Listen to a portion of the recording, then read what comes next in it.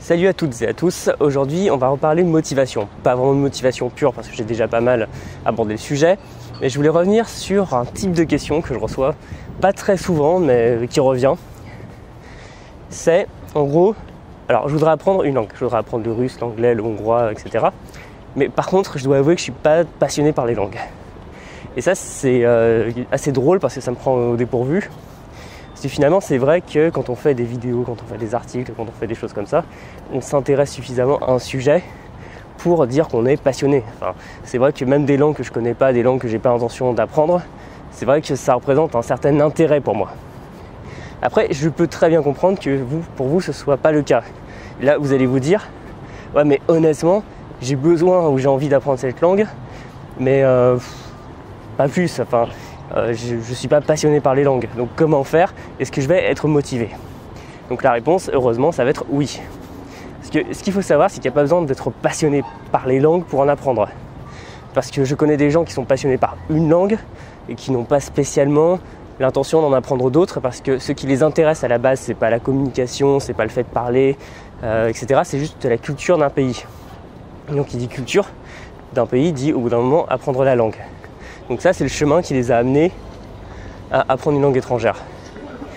Donc, que faire si vous avez besoin d'apprendre une langue, par exemple pour un but professionnel, pour un but personnel, mais que vous n'aimez pas apprendre?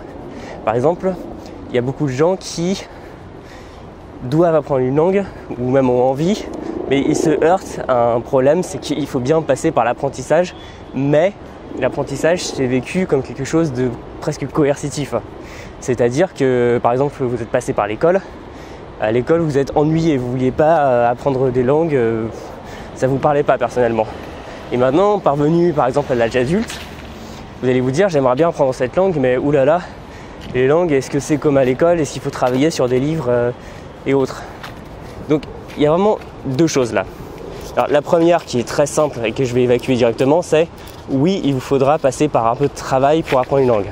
C'est-à-dire que c'est un processus qui prend du temps, beaucoup de temps, généralement des années si vous voulez atteindre un niveau correct. Donc à un moment, il faudra mettre un peu de votre personne. C'est très difficile de faire autrement. Parce que bon, vous pouvez aussi prendre une méthode magique qui vous fait apprendre à parler couramment le chinois en 3 mois. Vous pouvez essayer, mais je pense que vous allez être déçu. Donc première chose, oui, ça va demander du travail. Bon, voilà. Maintenant, la seconde chose, c'est que vous n'êtes pas obligé d'être passionné par l'apprentissage, par la pédagogie ou par les langues de manière générale, par la linguistique, quelque chose comme ça, pour en apprendre une. Ce n'est pas obligatoire du tout. En revanche, je vous conseille de vous passionner pour ce que vous allez faire. Et c'est là qu'est la nuance et c'est là que réside la réussite de votre projet. Parce que si vous restez dans un état d'esprit où vous dites « Ah non, mais moi je veux pas, c'est plus travail, c'est comme à l'école, aucun intérêt », c'est sûr que ça va être une torture. Mais en fait, il y a deux moments qui sont les plus plaisants quand on apprend une langue et généralement quand on fait une activité. C'est le premier moment, le début, quand vous allez découvrir l'activité, vous allez faire « Ouais, c'est super, je viens de m'acheter une méthode, ça y est, c'est parti, quasiment comme si vous alliez faire vos valises pour le pays ». Là, il y a une bouffée d'adrénaline au début. Ensuite, le deuxième moment le plus plaisant, c'est pas mal de temps après quand vous arrivez à vous débrouiller. C'est-à-dire quand vous arrivez à prendre part à une conversation, aborder des sujets assez complexes sans avoir à chercher vos mots toutes les 2 minutes. Bref, quand vous êtes indépendant. Et entre les deux, entre le début et finalement le niveau avancé, il va y avoir tout le processus pas très marrant où vous allez apprendre. Vous allez apprendre du vocabulaire, de la grammaire, rectifier au besoin votre prononciation, apprendre à former des phrases de plus en plus rapidement. Bref, toute la partie qui est un peu scolaire. Bon, j'essaie de parler fort parce que je suis à côté d'une cimenterie et c'est là que beaucoup de gens vont se décourager parce que finalement, on ne se décourage jamais dans les premières semaines. Dans les premières semaines, on est toujours un minimum intéressé, au moins par la découverte. Et on ne se décourage pas quand on a atteint un très bon niveau. Pourquoi? C'est là qu'on peut chercher ce qui va vous faire apprendre une langue en faisant passer la pilule. Ce qui va se passer quand vous avez un bon niveau, c'est que vous allez être suffisamment libre pour travailler une langue comme si vous faisiez une activité plaisante en français. Par exemple, le moment où vous allez devenir suffisamment indépendant pour regarder des films américains par exemple, en anglais, sans sous-titres ou à minima que les sous-titres en anglais. Et donc là, ce que vous allez faire, c'est que vous allez travailler de l'anglais sans que ce soit vraiment actif. C'est un plaisir, c'est une activité que vous pouvez faire le soir, que vous auriez fait le soir, comme en français. Et pour tout le reste, ça va être pareil. Il faut vous accrocher à un minimum pour apprendre tout ce qui est grammaire, vocabulaire, etc. Mais très vite, dès que vous le pouvez, passer à quelque chose qui ressemble à votre vie en français.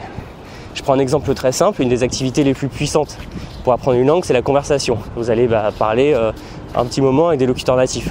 Donc c'est pas très facile au début, c'est pas très drôle parce que vous allez être très limité, vous allez avoir des sujets qui se comptent sur le doigt de la main. Mais une fois que vous aurez atteint un assez bon niveau, vous allez pouvoir parler avec des gens et simplement en parlant, vous allez être actif et ça va être de l'apprentissage. Vous voyez ce que je veux dire?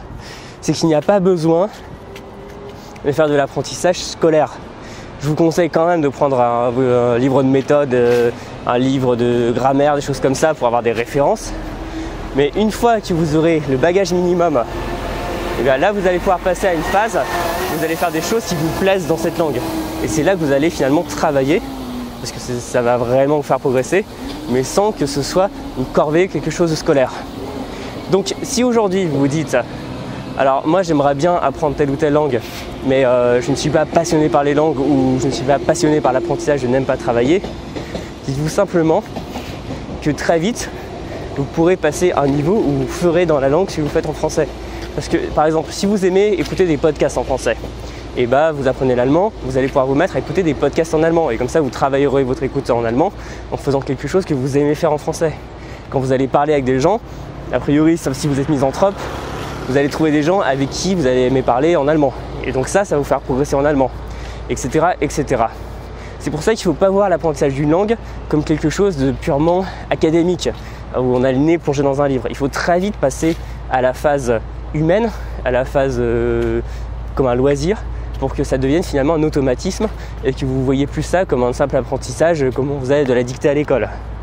Voilà, c'est vraiment là que réside le secret pour n'importe qui, pas que pour les gens qui ne sont pas passionnés de langue ou qui sont un peu feignants, mais pour tout le monde. Parce que personnellement, moi j'avoue que je peux travailler beaucoup, mais pour me mettre au travail, ça prend beaucoup de temps et d'énergie parce que je suis plutôt du genre feignant à la base. Mais justement, c'est parce que j'ai mon pourquoi. Je vous avais déjà parlé dans une vidéo précédente du pourquoi, vos motivations à apprendre une langue. Et là, c'est pareil. Si vous avez un pourquoi, une raison, quelque chose qui fait que c'est suffisamment intéressant pour vous, suffisamment important, vous allez dépasser ces appréhensions du style « Ah bah non, j'ai pas envie de travailler, ça va être compliqué. Oh non, le russe, il y a un alphabet et des déclinaisons, j'ai pas envie. Ou l'allemand, il paraît que la grammaire est compliquée, j'ai pas envie. » Vous allez très vite dépasser ça, donc vous allez continuer à faire des fautes et vous aurez besoin de vous faire corriger. Mais une fois que vous aurez atteint un petit niveau, ça va passer sans problème. Et quand je dis petit niveau, il suffit d'avoir un A1, A2 pour commencer à parler avec des gens, il n'y a pas de problème. Et quand vous aurez un niveau du type B1, B2, là vous allez passer un apprentissage qui sera autonome. Et d'ailleurs c'est pour ça que je suis bien embêté quand des gens me demandent « Ouais, mais est-ce que tu connaîtrais une méthode de langue qui permet d'atteindre le niveau C2 ?» Pas trop en fait. Parce que vous avez atteint à ce moment-là un niveau qui fait que vous pouvez vous passer une méthode de langue. Donc je sais par exemple que Assimile Perfectionnement, ils indiquent un C1 sur la couverture, mais en réalité, ça ne permet pas vraiment d'atteindre un C1. Pour atteindre un C1, il faut faire plus de choses et c'est là que vont arriver toutes les activités d'intégration dans votre vie, c'est-à-dire vous allez vous faire un cercle social polyglotte, écouter des chansons dans la langue, etc. Où finalement vous allez faire des choses comme si vous étiez dans le pays ou comme si vous étiez un locuteur natif vous-même et des choses qui vous plaisent. C'est par exemple, si vous n'aimez pas les podcasts, ne vous sentez pas obligé, je vais passer par là, il y aura plus de lumière, ne vous sentez pas obligé d'écouter des podcasts en allemand, voilà. En fait, pensez juste qu'il n'y a pas d'apprentissage totalement ludique du style apprendre comme un enfant, machin, ça c'est du discours, ça vaut pas grand-chose. Mais par contre, à un moment, vous allez pouvoir très vite faire les choses que vous aimez en français dans la langue cible et c'est là que naturellement ça va passer de l'apprentissage qui vous fait peur parce que vous n'avez pas envie que ce soit scolaire à un apprentissage qui vous plaît parce que finalement c'est intégré dans votre vie. Donc, si vous arrivez sur cette chaîne en vous disant « Ouais, mais lui, il est passionné, ça va être un peu un intello qui va nous donner des conseils comme si nous, on adorait ça. Et moi, j'ai juste envie d'apprendre rapidement les langues. » Voilà, dites-vous qu'il n'y a pas besoin d'être passionné par les langues elles-mêmes. Et honnêtement, moi, c'est pas ce qui m'intéresse le plus. Moi, ce qui m'intéresse le plus, c'est tout l'aspect culturel, à découvrir le pays, sa culture, les choses comme ça, parler avec des gens, plus que le nominatif ou les aspects perfectifs, imperfectifs ou je sais pas quoi. C'est pas ça qui me fait apprendre des langues. Voilà, donc j'espère que cette vidéo vous aura motivé à continuer à apprendre, même si vous pensez que c'est pas fait pour vous, que vous n'avez pas la fibre, que vous n'aimez pas ça. Parce qu'en fait, on trouve tous une raison d'aimer apprendre une langue et c'est ça qui fait qu'on reste motivé sur le long terme et qu'on continue et que ce n'est plus simplement apprendre du vocabulaire bêtement, un peu avec des listes comme à l'école, mais simplement faire une chose tout le temps, en immersion, qui fait qu'à un moment, on atteint un niveau courant, on s'en est même pas rendu compte. Voilà, c'est aussi, si vous êtes à un niveau intermédiaire sur un plateau, que vous avez l'impression que vous n'avez pas bien progressé, c'est pareil. Accrochez-vous un peu parce que vous savez qu'une fois, comme à la montagne, que vous aurez atteint le sommet du plateau, et en fait c'est un peu stupide parce qu'un plateau on est sur le sommet, mais que vous serez passé à l'étape supérieure, là il n'y aura plus de problème. Là ça va redevenir plaisant, naturel, et vous pourrez par exemple faire des conversations sans chercher vos mots. Et voilà.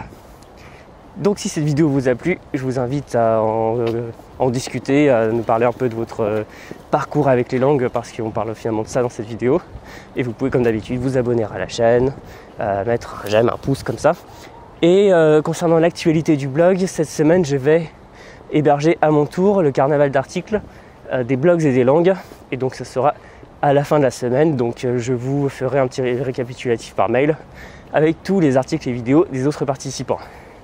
Et pour ma part, je vous dis donc à très bientôt, bon courage, et vous trouverez vous-même une raison de faire de votre langue cible une passion, même si à la base ça l'était pas, par exemple à l'école. Vous allez redécouvrir les langues, redécouvrir l'apprentissage des langues et tout le plaisir qu'on peut en tirer.